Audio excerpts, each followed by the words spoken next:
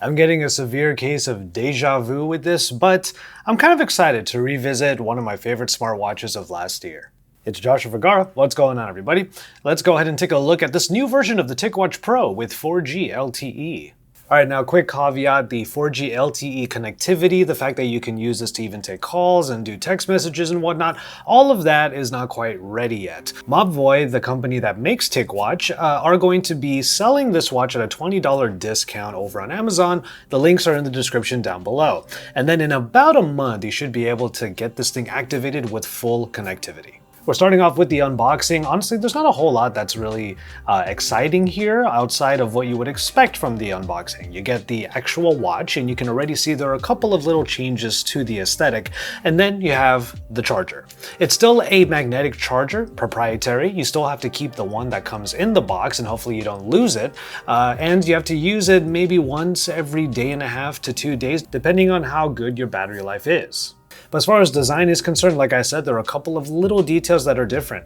There's an etched design on the bezel as well as on the two buttons which return. This black on black design does make it so that this watch is a bit more executive, let's say, or perhaps professional. But because it is a pretty sporty watch also, it does fit in with a lot of other outfits. I mean, just take a look at this wristband. It is a silicone band, not leather, which is kind of calling to the fact that this watch is also very water resistant. You do get the OLED screen, which allows for some really awesome looking colors. Everything looks really nice when you're going through this version of Wear OS, which is much more updated than it was when I first reviewed the Ticwatch.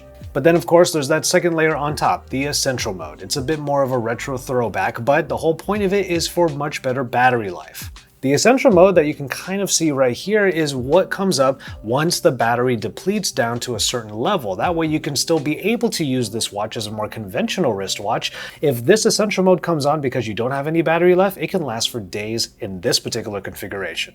But I do recommend using the Essential mode as much as possible, so here are some tips like I gave in my original review to get the most out of the battery life. Head into the options and turn off the always on display. I know this means that you're not going to be able to use a customized or some sort of personalized watch face for the always on mode, but at least the Essential mode still looks pretty nice. After that, turn off all of the gestures. That way the screen doesn't turn on at any point just because you're moving your wrist. Basically, use the smartwatch a lot like a smartphone. It only turns on when you want it to.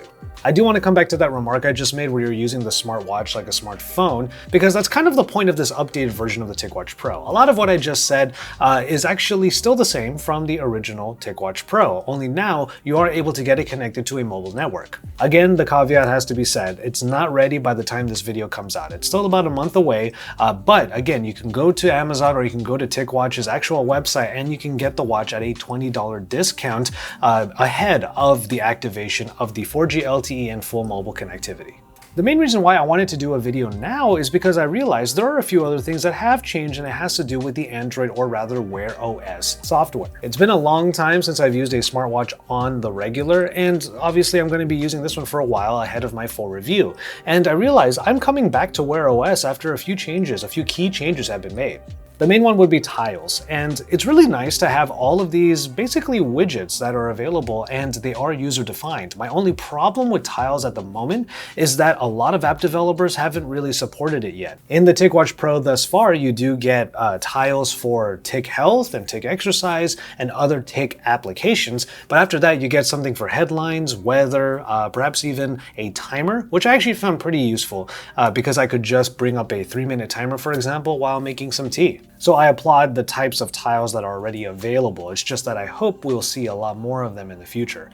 Like for example with another app that I'm using these days, which is Telegram. And while I have this watch Bluetooth paired to my main smartphone, I'm able to do integration with Telegram pretty well.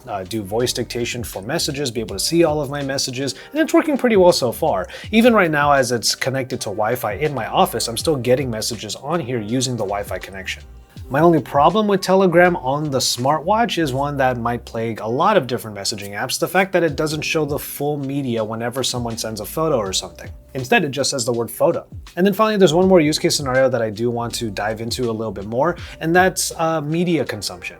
So you can, just like with most smartwatches these days, connect Bluetooth headphones to the watch, and then the local storage can download down some playlists from apps like Google Play Music.